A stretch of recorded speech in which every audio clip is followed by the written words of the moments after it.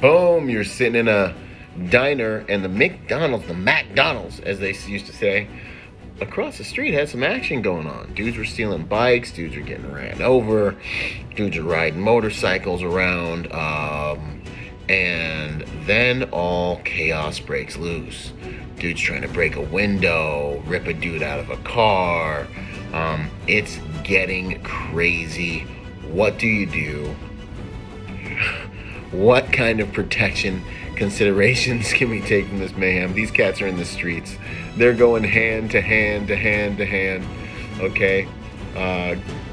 Dude who tried to hit him for stealing the bike is running for his life, quite possibly, while it looks like another passenger got out and is now in another physical altercation in the parking lot. It's going down in Chinatown in here. So, how does this impact your life? What can you learn from it, right? More onlookers are coming, and the fallout continues. Dude tries to continue stealing the bike. My man in the sweatshirt, that's a big mistake. You never want to go to the ground. He drops another dude in the parking lot. Beanie Man's coming after him, and Pink Hoodie versus Beanie Man. Looks like Pink Hoodie might be on the ground and is catching that final beat down. So more chaos. These guys run back, and people start to disperse. Boom, what's going on, you guys? Byron, Rodgers, Tactical Protection Review. Learn protection strategies from a protection professional. What can we learn from this? What soft skills can we take away within the art of protection to help you live a safer pattern of life or safeguard your clients and the people you've sworn to protect a little bit more easily? Taking it from the top. You're in a diner and you see some guys running over to maybe steal some bikes next door. What do? It's up to you. If you want to get involved to stop someone from taking property, that is your prerogative, that is your right. It just depends, you could be dealing with liability if it's not done properly, but it is in many ways the right and righteous thing to do. So as a protector, you have to take your own kind of inventory in terms of the risk and exposure you want to expose yourself and your family to, as to whether or not that's worth it or not. There are insurance probably on those products, and they can be replaced considerations, right? Now we're looking at the attack with the vehicle. In most places that I'm aware of, consult with your lawyer. Using a vehicle in this way it's a life-threatening act. It's something that can be looked at as trying to take someone's life.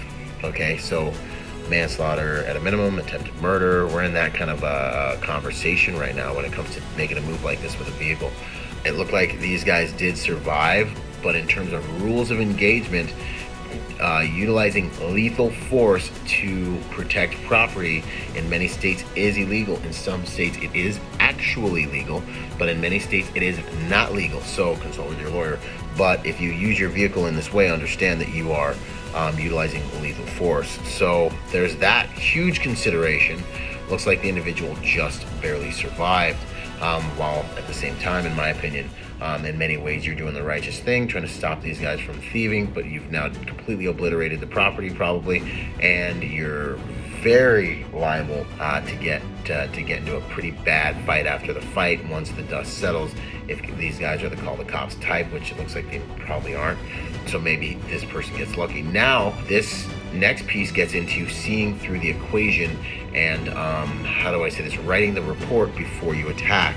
Before you get into a violent altercation with someone, if you're a professional or operating at a high level, which you need to be if you have a family and you can't afford to go to jail for a long time, you really want to write the report before you start. So exit strategy, now what is what I'm saying. Okay, so you ram these guys. You probably didn't intend to go as far as you did or as hard as you did. But now you've got to be thinking, what's my next move? What's my next move? What's my next move? What's my next move? Now, when you're in a vehicle, you've heard us say before, I will say it 100 times again, Vehicles, when they are moving, are fantastic means of escape, fantastic weapons, fantastic protection. However, when vehicles are not moving, they quickly become coffins, and you see an example of that right here. This vehicle is not moving. It is not bulletproof. It is not even rock-proof. My man just busted a hole in the window with a rock, and now they are going to pull these human beings out of the car. What do you do if your vehicle is not movable or able to move?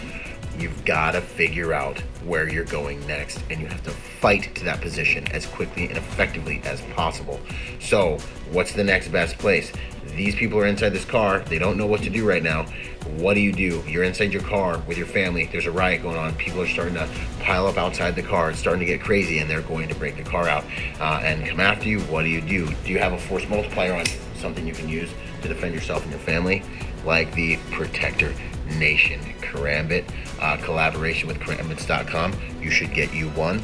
It's really good. You don't have to learn 800 different styles of anything. You just jab with a blade at the end of your hand, right? Pretty cool, pretty fun, pretty super dope. Anyways, do you have a firearm on you? Do you have something on you that you can defend yourself and your family with? Where are you going? That's the biggest thing. You've got to figure out where you're going. And for these guys, as we look at this situation, you got McDonald's, as the old heads used to say, right there. Boom, there it is. Fight to the next most public, most defendable place. What do you do once you get in that place? McDonald's got a lot of windows, man. So if you see any guns or anything like that inside the threat package you're dealing with, not a good place to go. But these guys are throwing rocks, doing the hand-to-hand thing. You can probably go into the McDonald's, stand at the door, two of you guys side by side, defend the McDonald's. If you need to, you can retreat then back to the bathroom. You've got to find hard rooms. One of you can stay at the front of the McDonald's, keep people out of the McDonald's, while the other one goes and checks the hard room, goes and checks for a bathroom, goes and checks for a closet, goes and checks for a place you can lock yourself in and create layers to that, right? So maybe we're at the front of McDonald's or Starbucks, but the first point is go to a public place where there are other people and they can get provisions into you. Law enforcement can get to you. More people to defend you from these bad people can get to you. And then start to put a security structure in place. Find bottlenecks, places you need to, where you can channelize these 5 or 6 people that are trying to get to you. They have to come through a small doorway and create the hot gates, right? And when those hot gates are up, they've got to come through that doorway to get to you, and now 2 of you can actually mount a good attack without having to look over your backs and be attacked from other directions, right? So where do you go once your car's stuck? If your car's stuck, you got to make that decision. You need to fight there with a lot of violence. Get there, get it done. Do not stay out in the street. As you can see, bad idea. You're out in the street, you have access to your mobility. Use your mobility to get to safety. Forget about your ego. Get away. Get over there to your guy who's fighting on the car. Get them off him, and get out of the street. That's the best thing to do in a situation like this. As you can see, these guys are running around, getting engaged in physical altercations. Boom, he wins that skirmish, runs a little ways, and then looks like he's on the floor getting beat up in the next skirmish. And that's the way these things unfold. Violence is chaos. The best fighters don't always win. And there's a whole lot of chance, as Mike Pannone says. Anyways, you guys, come train with us at our facility.